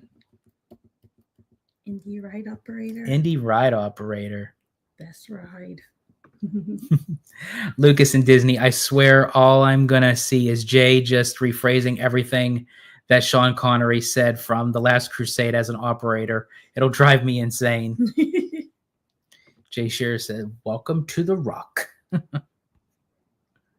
Remy D, would it be a disappointment if the indie ride coming to Tropical Americas has the same exact layout as Disneyland's? I hope there are some differences beyond theming and reskin.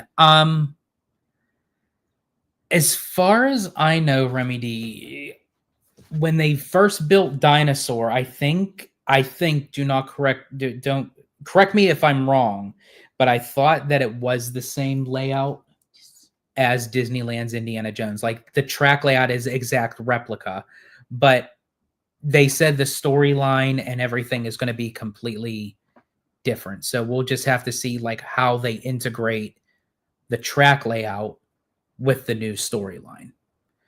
But I still think psychologically in our minds, because we're seeing something different, it won't feel like the Indiana Jones at Disneyland, if that makes sense. Let's see. Oh, I see. I'm just saying you're not wearing any pants. So I could see the tie-in. Yeah, I could definitely see the tie-in. Yeah.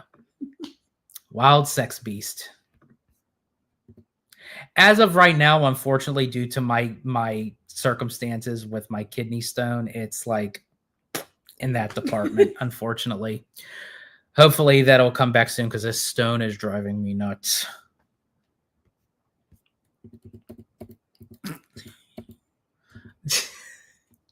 Sorry. Let's see. Lucas and Disney. George is no longer having Riz. Abby definitely took his wild, ferocious animal libido in him. I must now explain this in detail now. Actually, no. What took the wild? I did not take the Riz. What took the ferocious animal libido is this freaking 3/4 of an inch stone inside of me. That's what took my animal libido. Remy D, let's see. FMK, Pirates Haunted Mansion, Big Thunder. Jay Shear, George is the best. Drop an Italian flag in the chat. Thank you so much, Jay Shear. Really appreciate it. And here's the thing, folks. And Jay gets it. That he definitely gets it. I love being roasted. I love like people giving me a hard time and teasing me. I feed off of it. I really do. Honestly, as I said it all the time, like I'm an attention whore. Like I really am. Like I love the attention. I love being teased and picked on. It's like it's just one of my favorite things. And I say, if you do it, go with it. Run with it. Don't apologize. You know, just do it. Trust me, I have thick skin, amongst other things. But but wow, that really took you a few seconds to catch that one. No, it did not. Oh, okay. I'm trying to hold my laugh. Oh, okay. But yeah, definitely, I'm just that type of person. I'm all for it. Let's see. Jay Share. Mama Melrose should have been renamed George's Grotto, and I will accept no other option. Let's see. Oh, so removal of kidney stone is somehow taking the ability of making adult jokes now. Well, yeah, because here's the thing, because the kidney stone technically is still inside me. Mm-hmm. Like it's like it's stuck there like a cork, and it just won't come out. Won't come out. So I'm probably going to have some assistance when I go back and get the stent taken out. So, and I do have some questions I have about, because like, as I said, it did like change my levels, so to speak. I'll leave it at that. Let's see. Epic Berserker. So the kidney stone, where's the pants in the relationship? Yeah, the kidney stone. Yeah, when you have a foreign object inside of you that shouldn't be there. I tell you what, I don't know if any of you has ever had a kidney stone before. If you have not, I envy you. Don't ever get one. Don't ever get one, because it is like it takes your whole perception of like concentration of being able to deal with regular daily activity. Like it definitely kills your sex drive. So it's like, if you're all into that, don't get a kidney stone. Let's see. George's kidney stone can run Disney's linear TV. That would be so funny as hell, that if I pop this thing out and it's like sitting like in the toilet with a little suit and tie, it's ready. Just flush that little. Orange, you guys are wild. Animal Kingdom, wild. See, I found a correlation somewhere, I guess. Let's see. Citrico Central host getting roasted for a random live show today. Yeah, see, as I said, like this live was literally just random, just to say to do it. Like nothing was going on today, so I thought I'd do it. And I love how when I do these lives for you guys and you guys interact with me and you join in and you discuss things and ask questions. I love how I don't know how to predict what the live is going to be. Like I could have it in my thought process of like, okay, I know where it's going, but then it goes other places. It goes other places, and I love that. I love the unpredictability of how that goes. George's kidney stone 2028. Make America Italiano again. I love it. That's a shirt. That's a shirt and a half. Jay loves that one. Let's see. It's the chest hair joke, George, the Animal Kingdom. Okay, now I got it. Woo! Wow. Okay. Thank you, Lucas. Okay, now, okay. Holy crap. Okay, I broke a sweat on that one trying to figure that out, but it was so simple. Let's see, Jay Share. George is literally one of the best theme park hosts to show you around. Well, thank you so much, Jay. I greatly appreciate it. Yeah, I love playing host. I love playing tour guide, especially down at Walt Disney World. For anyone who's not been to Walt Disney World, I love being a tour guide for them, just to kind of show them the world, so to speak. I had to, folks. Come on, it's my favorite Disney song. But yeah, definitely. Epic Berserker, that sounds like a dare, kind of erotic, to find out how that goes and let us know. For what?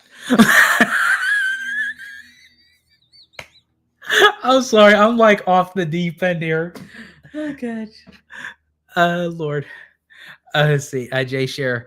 Loved hanging out with him and OG and Wizard at Universal Studios Hollywood. Yeah, that was a great day. We love showing Jay around and taking him around and stuff. And definitely, hopefully, he can come out more to hang out. And Jay, actually, we had our layover in Denver.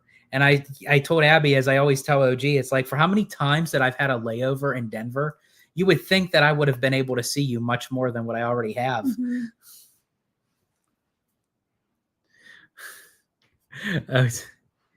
Lucas says he's so lost. We lost him. We have. Yep.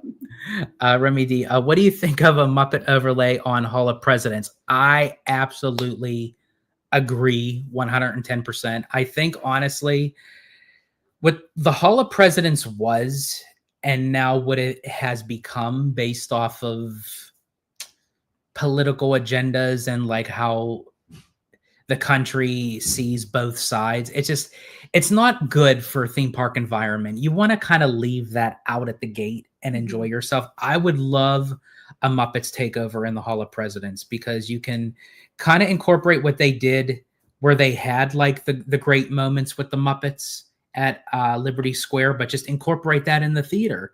You know, you can kind of like poke clean fun at like American history as the Muppets would do. You can utilize Sam the Eagle. Like that would be so awesome. Epic Berserker said, you said not to have sex activities. Oh, that's the challenge. Okay. Well, here's the thing. Technically right now, and I have to admit it because, as I said, I say it like it is.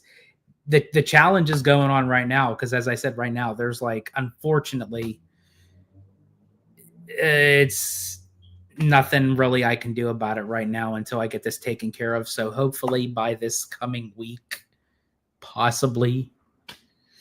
Yeah, as I said, don't get a kidney stone, folks. Do not get a kidney stone. Let's see.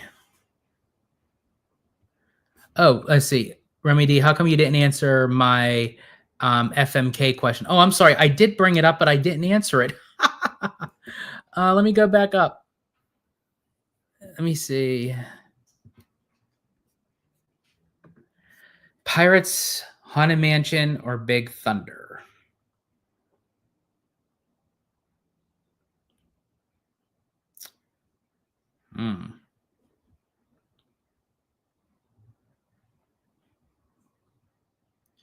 I would have to see. I love Pirates. That's my favorite ride. Don't touch it. Yeah, I love Pirates, but no, don't touch it. Yeah, no, I'm not going to touch Pirates. Pirates is too. You. Yeah, Pirates is. Oh my gosh, that's like. I guess I would have to say Big Thunder.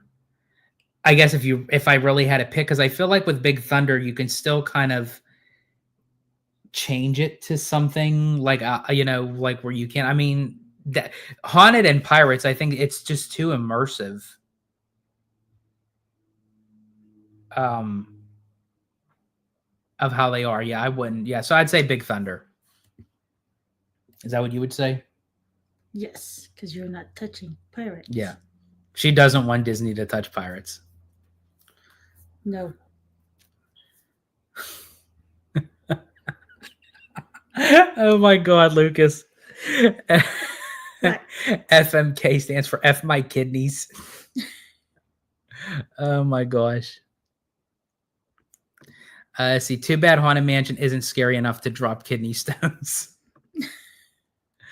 Oh God, you guys are just eating this up, aren't you? See, Lucas and Disney. Yeah, let's have those Muppet old dudes roast presidents in the Hall of Presidents.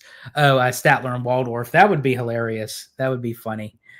Well, fellas and gals, as much as I love the kidney stone roasts, and honestly, I really do. I love the interaction. I really do. But it's coming up on 2 hours of this live. I got to get ready and prep soon for the Orange Grove 55 live coming to you at 7:15 Pacific time. Lord knows what kind of havoc we're going to get into there. But I want to thank you all so much Party continues over there. Yes, and oh, he's bailing out. There was a Statler and Waldorf joke from the guys who run the MCO airport. I did see that, Jay. That was hilarious. That was very creative of what Orlando International did with the Statler and Waldorf. That was really cool. For anyone who doesn't know about that, definitely look it up and watch the video and see the photos. They're absolutely hilarious. The man is running from roasts. I tell you what, I actually have an idea because I'm trying to come up with like new and different content that can like separate like myself of doing things different, especially when I do like home lives. Maybe I'll do a live specifically for a roast, and you guys can roast the Italiano. Because here's the thing, I did talk about that. I did get roasted when I did the podcast, the Grand Circle Tour podcast, and my final show, they actually roasted me, and I absolutely love it. So maybe like one of the lives, like I'll let you guys know ahead of time. I'll have it kind of scheduled so you could see the date that it is. And for all who want to come and roast me, I think that'd be kind of fun. I mean, even though technically you guys did today, but I mean, we could just do a live, like just dedicated for that. I think that'd be really cool. And Lucas says, no, that would be boring.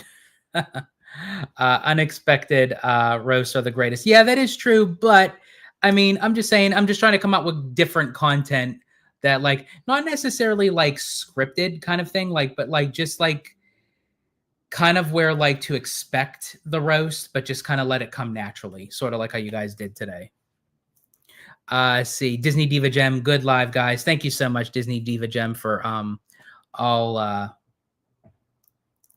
Epic Berserker. Kidney Stone ain't dying anytime soon.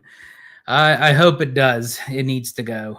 Let me see. What was about the let's see. Oh, yeah. Cake. And Jay says, oh, hello, I'll have the cake. Okay, so guys, yeah, I want to thank you all for joining in. Jay, Disney Diva Gem, OG, Lucas, Ben Sakudo, Jesse Adventure, Epic Berserker, Giant Peter Show, Remy D.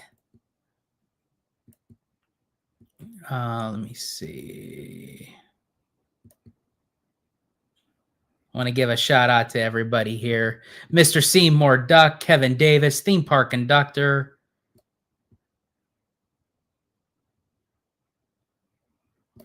Cassandra.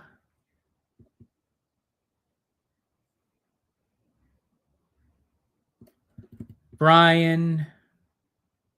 And Brian, I will do that that recording for sure. I absolutely will. That actually does sound like a great idea and a great episode for sure. Take some time to think about that one, though. Yeah, I'm really gonna unfry my brain for that one, because right now my brain is fried today, folks. Tommy Toon.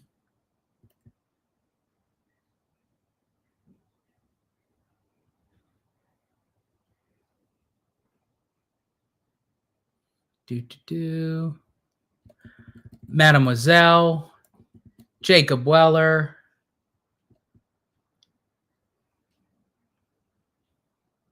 I think that is it, folks. And then also too, I got to do my little plug-in. I am an affiliate with the Magic Candle Company. If you are homesick and not able to make it to the Disney parks, but you want to bring a little bit of that magic into your home, definitely go to magiccandlecompany.com. They have candles, scents, oils, sprays, soaps, anything you can imagine they have. And upon checkout, use my promo code Citrico15 for 15% off. And that is not just a one-time deal, folks. You can use that continuously. And as long as you use the Citrico15 promo code, you will get 15% off your entire order. And if you message us on Instagram, either under the Disney Italiano, Abby Clavacia, or Citrico Central. You give us your mailing address, and we will mail you out a keychain and sticker of the Citrico Central logo as appreciation for using my promo code with Magic Candle Company. So I just had to do that little plug-in. And yeah, I want to thank everybody for joining in, for your questions, comments, opinions, concerns, roasts. Have had to do it. Abby, thank you for joining in as well. And yep. So, and then OGs, as a reminder, see you all at 7:15 on OG 55. Mademoiselle, given the hearts, and Disney Diva Gem, a promo code. Nice. Thanks. You are so welcome. Definitely, as I said, use it. Citrico 15. You'll get 15% off on your Magic Candle Company. And OG 55 says, roast. Let me see. I'm trying to think. How would I say that? Rositrico Central. Rositrico Central. So in any case, folks, thank you all for joining in. As I said, I appreciate each and every one of you. And as I always say in Disney Italiano fashion, stay safe, stay healthy, stay Disney. Italiano out.